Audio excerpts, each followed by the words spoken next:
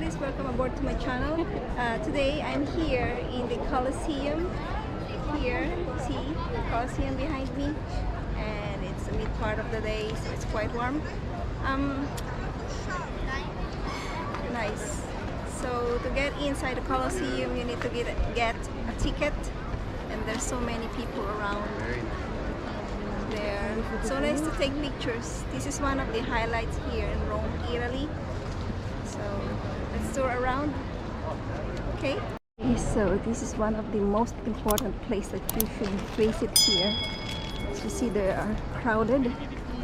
So people are crazy taking pictures here. And there it is, the ancient Colosseum.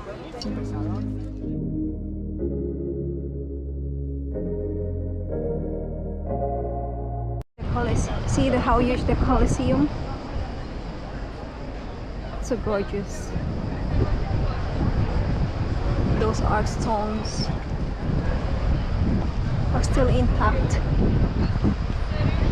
See, so many people are in queue just to get in.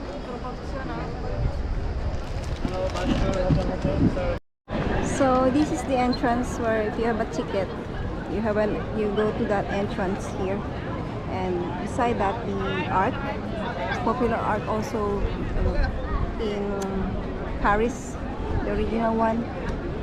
So they have also an art here, so the Colosseum. So this is the entrance for the Colosseum. Okay, so it's by schedule. You can purchase tickets online only by coopculture.it. So I got mine. I'll just show this to the entrance, and voila! So I got through the gate. There is a checking of your stuff. You should check your stuff first. So you get before you enter the place. And here we are inside the Colosseum. Oh yeah. Okay. Excuse me. These people have tourists.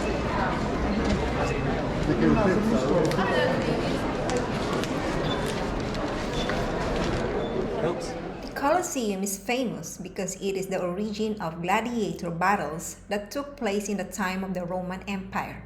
Moreover, Dion Cassius claimed that 9,000 wild animals were killed in the 100 days of celebrations that inaugurated the Amphitheater.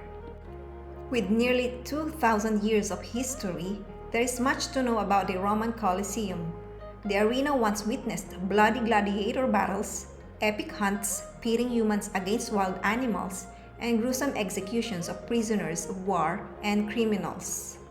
The Colosseum was started under Emperor Vespasian, but he died before it was completed. Construction was finished under his two sons, Emperors Titus and Domitian. The actual building was done largely by Jewish slaves, overseen by Roman engineers and craftsmen. You have to take the stairs to get in and see the second floor so that you can have a better view of the Colosseum.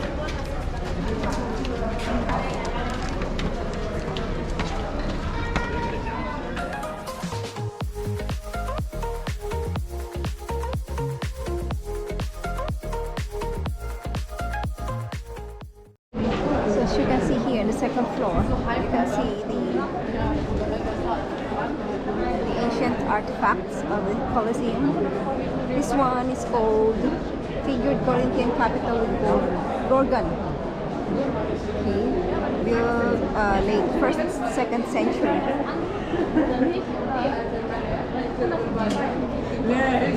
There are some exhibits here about the Colosseum.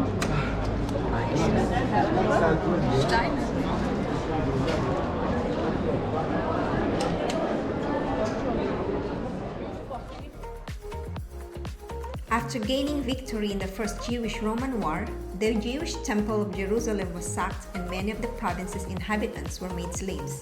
They were transported back to Rome, and it is estimated that 60,000 to 100,000 were employed in the construction of the Colosseum. Construction of the Colosseum was completed in the year 80 AD, making the building 1 8,937 years old. The Colosseum was originally known as the Flavian Amphitheater because it was built by Emperors Vespasian, Titus, and Domitian, successors to Nero of the Flavian dynasty. The name Colosseum likely comes to the colossal bronze statue of Emperor Nero that used to stand next to the building.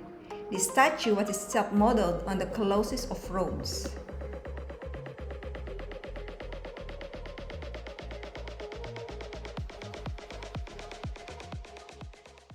So from here, you see the outside of the Colosseum.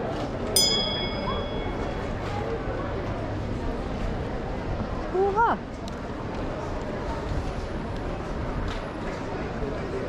So if you observe the stones from the arch, some areas are already eroded but still standing.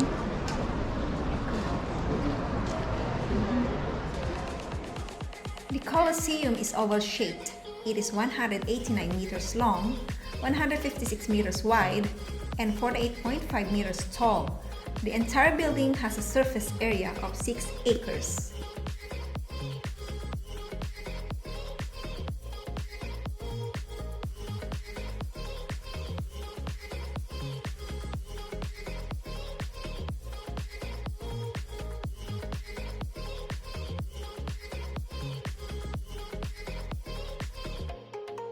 Colosseum was built with an estimated 100,000 cubic meters or travertine stone, which were mined at the quarries of Tivoli, 20 miles away. The stone was held together by thousands of iron clamps. The Colosseum Hypogeum, which translates to underground. The Hypogeum was an elaborate network of tunnels and chambers where gladiators, animals, and prisoners were kept before entering the arena. There were 80 vertical shafts to access the arena from the Hypogeum, as well as an extensive network of trapdoors through which scenery elements could be deployed during the spectacles. The Colosseum could seat between 50,000 and 80,000 spectators.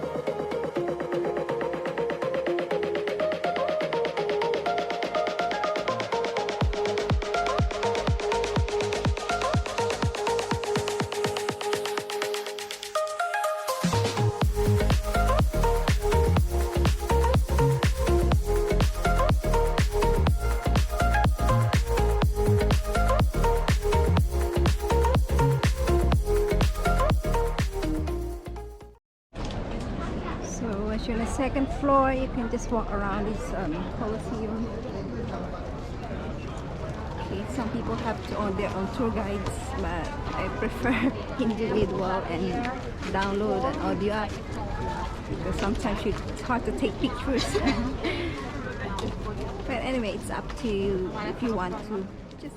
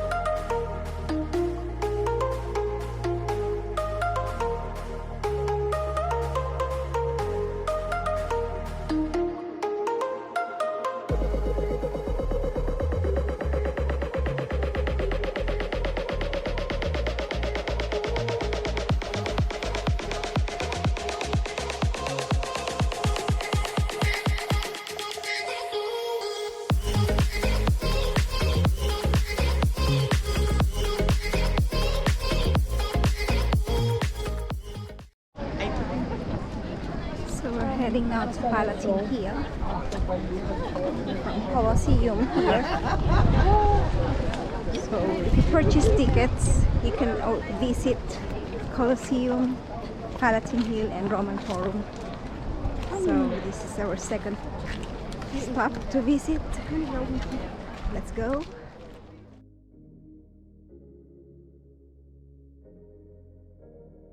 Heading to the entrance of Palatine Hill and to Roman Forum.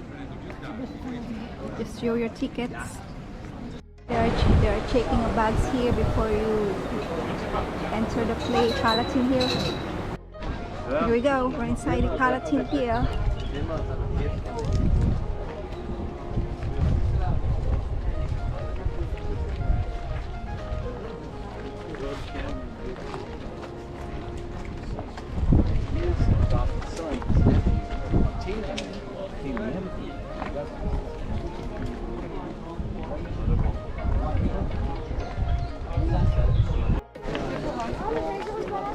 So if you go to your right, it's going to Roman Forum, and left is Palatine Hill or Palatino.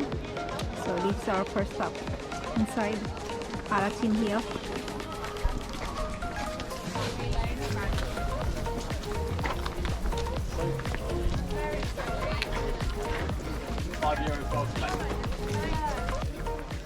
Monte Palatino or Palatine Hill is one of the 7 hills of Rome, situated behind the Velabro and the Roman Forum, and is one of the oldest areas in the city.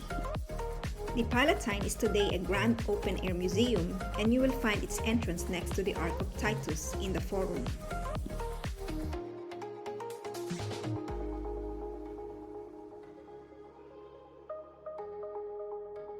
So from this Palatine Hill, there's the overlooking for Colosseum. This is the view of the Arch of Constantine, the Cavian Amphitheater, called the Colosseum. So there are some resting areas here. Some people that sit when you're tired walking. I advise you to bring your own water. Yeah. And wear rubber shoes because most of the time you keep walking.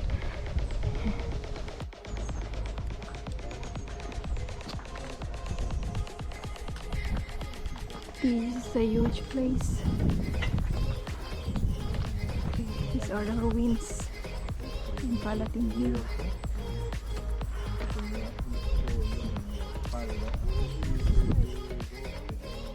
The legend tells that Rome has its origins in the Palatine. According to Roman mythology, it was the place where Romulus and Remus were found after having been raised by a she-wolf. It seems that the shepherd who found them decided to bring them up with his wife in a nearby place. Thus, when Romulus, now an adult, decided to found a new city, he chose this spot for it. With time, the area became a residential area for the upper class, and here lived people as important as Cicero or the orator Hortensius. The Emperor Augustus was also born and lived on this hill, and did so in modest conditions despite his rank of emperor. 2 of his buildings are the best preserved on the Palatine, the House of Augustus and the House of Livia, reserved for his wife. However, the 2 residences are currently closed to the public.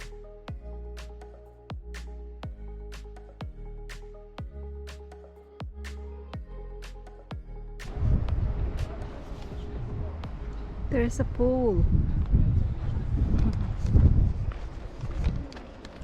Seems that the middle part was the garden.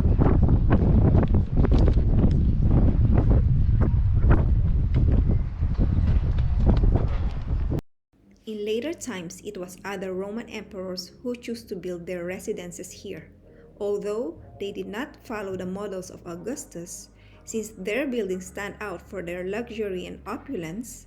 In fact, the word palace comes precisely from this period. Some of the great emperors who built on the Palatine were Tiberius, Caligula, Nero, and Domitian.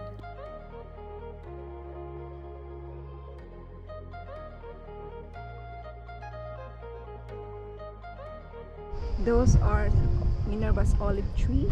Classical resources consider the olive tree sacred to Minerva, as as a goddess bestowed it upon humankind when she struck a rock with her spear and caused the first olive tree to spring from the ground. That olive tree is really historical. In fact, the most extensive ruins that you will find on the hill are those of Domus Augustana and Domus Flavia, both part of the immense palace of Domitian. You can also visit here Domitian's Stadium, where it is believed that races were held, and the small Antiquarium del Palatino, an exhibition space showing the archaeological discoveries of the area.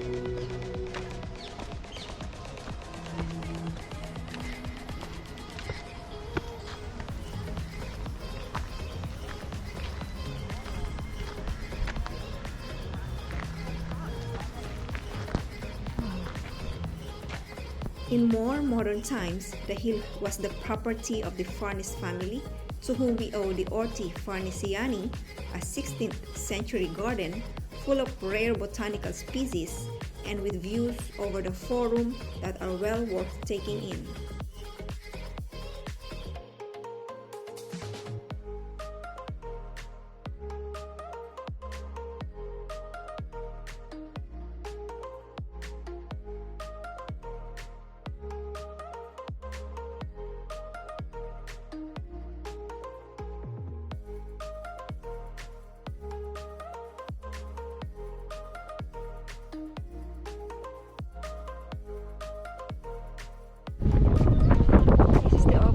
From Palatine Hill, the Roman Forum and the altar of the Fatherland there with horses on top of the building. Mostly, as you can see, they are all ruins, but they're so amazing.